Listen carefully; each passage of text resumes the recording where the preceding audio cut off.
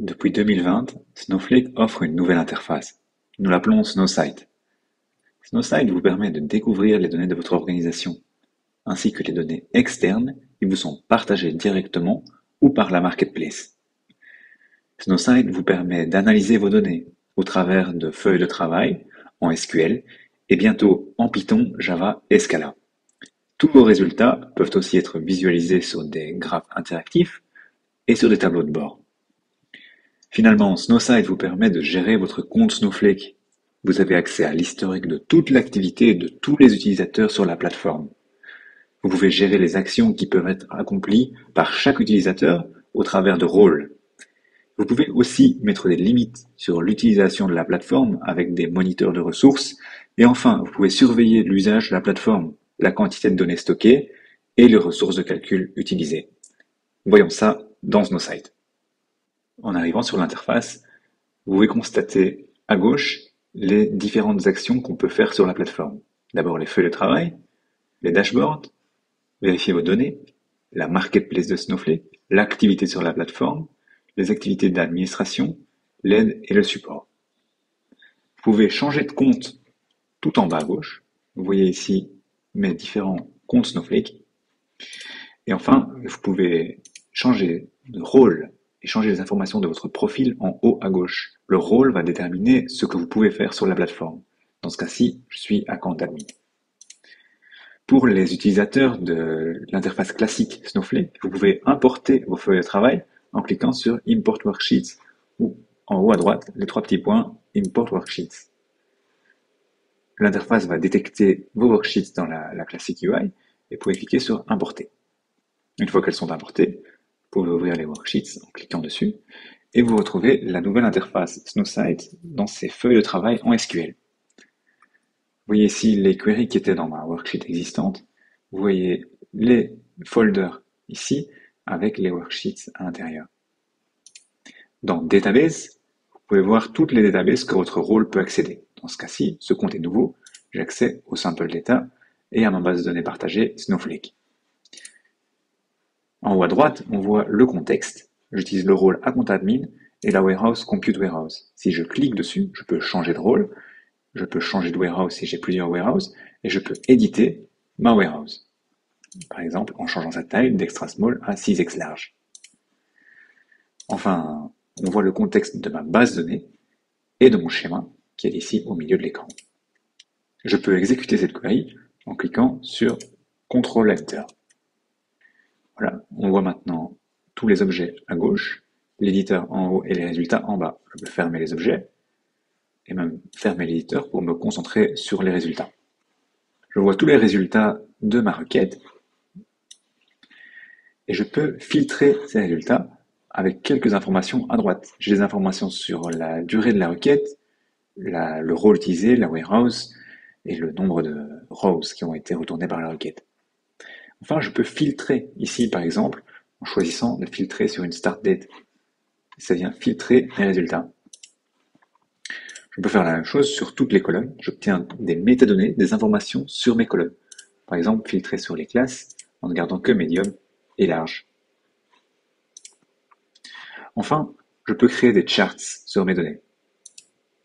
Donc, SnowSight me permet très facilement de faire une analyse ici avec un graphe de type ligne, barre, scatter et grid ou score, et de choisir quelle valeur je veux écrire ici sur le chart.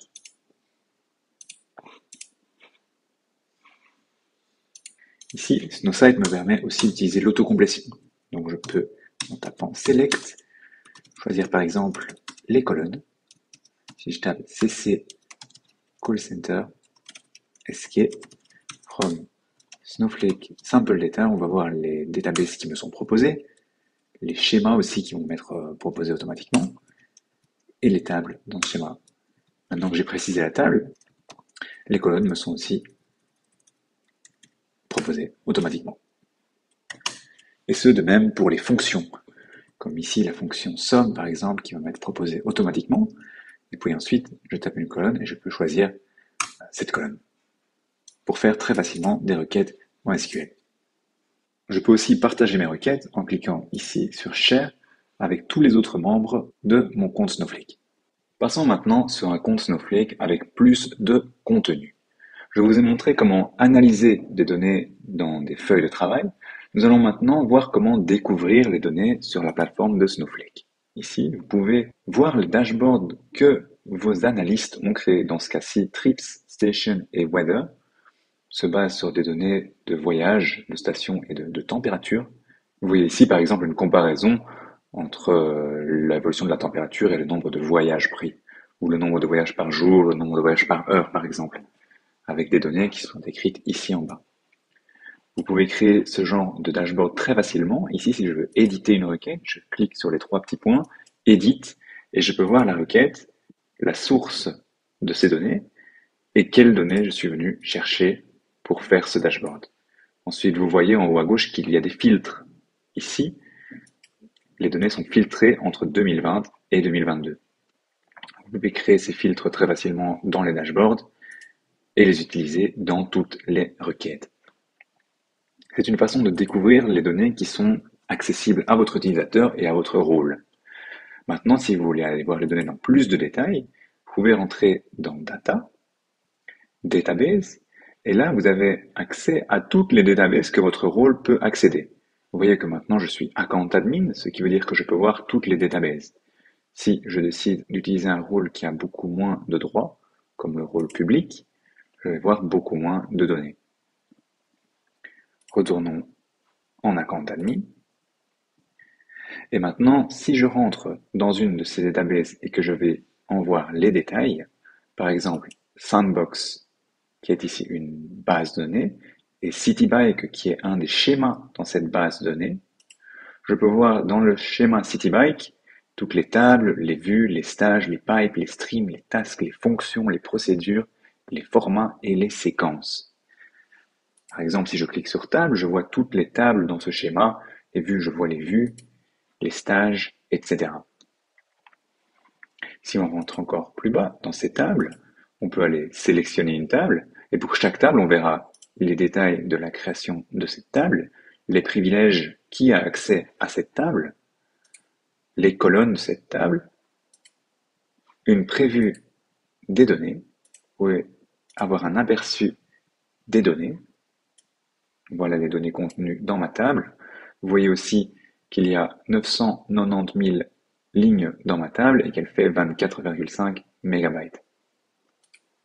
Et enfin, vous pouvez voir le nombre d'insertions qu'il y a eu dans la table au fil du temps. On voit que celle-ci a été créée le 4 octobre et on voit les insertions qui se sont passées dans cette table. De même, avec les vues, vous pouvez voir les détails de vos vues et tous les autres objets. Allons voir maintenant le partage de données. En cliquant sur Private Sharing, vous pouvez voir les données qui sont partagées avec vous, les données que vous partagez à d'autres utilisateurs de Snowflake, et vos requêtes pour accéder à des données sur la marketplace, les requêtes qui viennent à vous, les requêtes que vous faites pour accéder aux données. Vous pouvez voir les échanges de données et vous pouvez voir vos comptes Reader, des comptes que vous pouvez prêter à d'autres organisations ou à d'autres utilisateurs qui n'ont pas accès à Snowflake afin de leur donner accès à vos données. Allons voir la marketplace. Sur la marketplace, vous pouvez trouver des données qui sont offertes par des providers externes. Dans ce cas-ci, vous voyez les providers que nous mettons en avant en ce moment, les providers les plus populaires et ceux qui ont été présentés à des événements ou qui ont été récemment onboardés sur la plateforme. Vous pouvez aussi faire des recherches 360 degrés, la vue des clients, le temps, les données financières, les données de forecast, les données démographiques et par catégorie. Par exemple, faisons une recherche sur healthcare. J'obtiens toutes sortes de données qui ont rapport avec la santé. Dans ce cas-ci, je peux prendre par exemple les données de Noema qui sont ici prêtes à être requêtées. Les données personnalisées vont nécessiter que vous contactiez le provider afin de personnaliser les données qui vous seront fournies par ce provider. Les données où il n'y a rien d'écrit ici sont accessibles directement.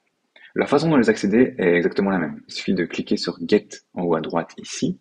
Avant de cliquer sur Get, vous pouvez voir ici toute la description des sets de données qui sont accessibles dans ce listing. Et vous pouvez voir quelques exemples d'utilisation. Des requêtes en SQL où ils montrent comment utiliser leur set de données. Essayons maintenant d'acquérir ce set de données, le Health Data Atlas.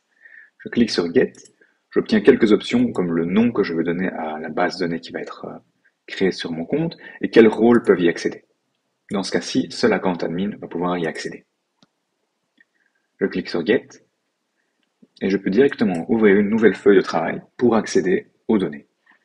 Health Data Atlas, on voit que dans le schéma Health, il y a deux tables qui me présentent ici les datasets. Je peux faire un aperçu de ces tables. Il me présente chaque dataset avec son ID, le nom, les données contenues et la fréquence de update de ces données. Et puis dans les vues, j'ai accès à toutes les données offertes par ce provider. Essayons de lancer une requête.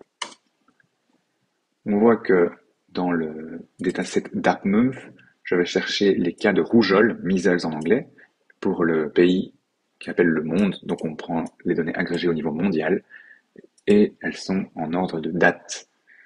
Donc voici le résultat. Si on fait un chart et qu'on choisit d'avoir la date sur l'axe X et la valeur sur l'axe Y, on peut voir le nombre de cas de rougeole dans le monde depuis 2011 jusqu'à 2022. Voilà comment accéder des données sur la marketplace de Snowflake, et ces données peuvent être croisées, on peut faire des jointures avec les données locales de ma propre organisation. Vous pouvez faire ça dans ces worksheets ici, ou en utilisant n'importe quel autre outil de requête. Passons maintenant à la gestion de comptes. On retourne sur le compte Snowflake, nous avons vu les worksheets, les dashboards, les données et la marketplace. Allons maintenant voir l'activité et la partie admin. Vous pouvez voir toutes les requêtes qui ont été lancées sur la plateforme par tous les utilisateurs. Dans ce cas-ci, je ne vois que mon utilisateur, mais on peut enlever ce filtre afin de voir toutes les requêtes que tous les utilisateurs ont lancées contre la plateforme. Pour chaque requête, on peut aller en voir les détails, le texte SQL, mais aussi quand elle a été exécutée, le résultat, le temps de compilation, le temps d'exécution. Ici, j'ai accès aux résultats, donc je peux voir les résultats de ma requête. Et si je lance la même requête dans les 24 heures, ce résultat va être utilisé. C'est-à-dire qu'on va aller voir le cache directement au lieu de recalculer toute la requête. On peut aussi voir le profil de ma requête, comment les données ont été accédées et quels nœuds prennent le plus de temps. C'est ici qu'on peut faire une analyse pour optimiser les requêtes. En plus de ça, on peut voir toutes les données qui ont été importées sur la plateforme dans le copy history. Dans ce cas-ci, on voit sur les 28 derniers jours le statut de toutes les databases, tous les schémas, tous les pipes. On voit les imports de données que j'ai fait dans chaque table de ce compte Snowflake. S'il y a eu un problème, on peut aller vérifier le statut ici de la table, le load. Pour chaque load, on peut voir les erreurs qui se sont potentiellement passées sur cette activité. De même pour les tâches. Donc, les copy history vous montrent les imports de données sur la plateforme. Le task history vous montre toutes les tâches qui ont été exécutées sur la plateforme. On voit ici que j'ai exécuté des tâches aujourd'hui, le 6 octobre, et hier. Et certaines de mes tâches ont échoué. On peut donc aller retrouver les tâches qui ont échoué et voir pourquoi elles ont échoué et aller voir les détails. Donc, on voit ici qu'elles ont échoué quelques fois, puis j'ai résolu le problème. Et on voit qu'il n'y a plus de problème, après elles s'exécutent correctement. De même, on peut voir l'impact de ces tâches. Ici, vous voyez le graphe avec l'ordre dans lequel les tâches sont effectuées. Route, puis la task 01, 02, 012, 022, 023, 03, 032, 033. On voit ici, ces tâches sont définies l'une après l'autre, et donc on peut voir la causalité de ces tâches. Si celle-ci échoue, ça va forcément impacter la suite de mes tâches. En plus de l'activité sur le système, on peut aussi aller voir le côté administratif ici. L'usage, les warehouses, les ressources monitor, les users et la sécurité. Ici, par exemple, on peut aller voir mon usage de compute. On voit les ressources de calcul utilisées dans toute mon organisation. C'est-à-dire qu'ici, il y a une multitude de comptes Snowflake qui font partie de la même organisation. Et on voit l'usage par compte d'abord. Maintenant, on peut ici filtrer sur mon compte. On voit mon usage par jour. Et plus bas, on voit l'usage par warehouse. Celle que j'utilise le plus, Compute Warehouse. On peut ici aller voir les détails de Compute Warehouse, quel jour elle a été utilisée, comment elle a été utilisée, et quelles sont les requêtes qui ont été utilisées sur cette warehouse. Même on peut voir ici toutes les warehouses, leur définition, si elles sont utilisées ou pas utilisées. Et enfin, très important, vous pouvez créer des ressources monitors. Ici, on voit le quota utilisé sur mes ressources monitors. Qu'est-ce qu'un ressource monitor? Ici, si on en crée un nouveau, on peut définir le nom de ce ressource monitor, un quota en crédit, et on peut définir ce qu'on va vérifier, la compte en lui-même ou chaque warehouse. Et donc, on peut mettre une limite sur l'utilisation de crédit par warehouse ou sur la compte globale. On peut juste définir des notifications ou bien on peut suspendre les requêtes dès qu'on atteint cette limite. Ensuite, les users et les rôles. On peut voir tous les utilisateurs de la plateforme et tous les rôles qui sont actifs ainsi que les relations entre rôles. Les rôles qui sont plus bas dans le graphe vont être hérités par les rôles en haut. C'est-à-dire que tout ce que peut voir Analyst Citybike peut aussi être vu par DB et Citybike et donc peut aussi être vu par Account Admin. Voici la relation de rôle. Du côté sécurité, on pourra voir les policies qui permettent de limiter les adresses IP ainsi que toutes les sessions qui ont accédé à mon compte Snowflake. Chaque session et son adresse IP restent là, accessibles à tout le monde. Vous pouvez aussi voir les détails concernant la facturation, les contacts et tous les comptes dans votre organisation. Dans ce cas-ci, comme je vous l'ai dit, j'ai une multitude de comptes qui sont sur la même organisation. Ils peuvent tous être gérés. On peut voir sur quelle plateforme ils sont depuis l'onglet Accounts. Finalement, Partner Connect me permet de me connecter à des outils partenaires très facilement. Si je clique sur une de ces cases, ça va automatiquement créer une database, une warehouse et un utilisateur, et ça va générer un compte chez le partenaire qui vous permet de tester un partenaire très facilement. Les administrateurs peuvent aussi gérer la réplication de données dans différentes infrastructures. Retournons dans la partie Data. Les databases et les databases qui sont locales peuvent être répliquées dans d'autres infrastructures. Par exemple, celle-ci est locale, ce sont mes données. Si on va voir une autre database, c'est le Health Data Atlas qu'on a acquis par la Marketplace. On voit que le provider est Noema, le titre Health Data Atlas. Maintenant, essayons avec cette base de données-ci, EmailDB, qui contient quelques emails dans des tables. Ici, les tables Assignment et Email Named Entity Base. On va essayer de répliquer cette base de données dans une autre infrastructure. En haut à droite, Enable Replication, et je peux choisir le compte qui va être la cible. Dans ce cas-ci, j'ai accès à tous les comptes de mon organisation. Je vais choisir Demo MCMon4 qui se trouve aux États-Unis. Le compte que j'utilise maintenant est à Francfort, IU Francfort, et il va être répliqué à AWS aux États-Unis. Voilà, la réplication est allumée, c'est fait. Maintenant, on peut aller voir sur l'autre compte. Je suis maintenant Maxime Simon, account admin sur le compte Demo MCMon4 aux États-Unis. Dans mes databases, si je rafraîchis ici les databases, je vois que j'ai une nouvelle database, EmailDB. On voit que la source est une réplication. Si on va ici dans l'onglet réplication, on peut voir les détails. EmailDB qui vient de Francfort jusqu'à Oregon. On voit ici une représentation de Francfort jusqu'à l'Oregon. On voit que c'est complété, ça a duré 28 secondes. 28 objets ont été transférés pour 257 KB. Enfin, on peut rafraîchir automatiquement et on peut promouvoir cette database ici en tant que primary. C'est-à-dire que dans le cas de la réplication, il y aura toujours une database primary et une ou plusieurs secondary. Et quand on décide que celle-ci est promue en tant que primary, celle-ci passe en mode écriture. Seule la database primary peut être en mode écriture. Les autres sont en lecture seule. On peut aussi changer le schedule pour la réplication qui, dans ce cas-ci, se passe toutes les 10 minutes. Voilà comment s'assurer que même dans le cas d'une catastrophe naturelle qui, par exemple, pourrait toucher l'Europe, on garde l'accès à ces données avec une infrastructure totalement indépendante. Retrouvez toutes les informations sur Snowsight dans notre documentation dans la partie Getting Started with Snowsight ou sur le site Snowflake Quick Start où vous pouvez trouver toute une série de tutoriaux qui sont tous basés sur l'interface Snowsight.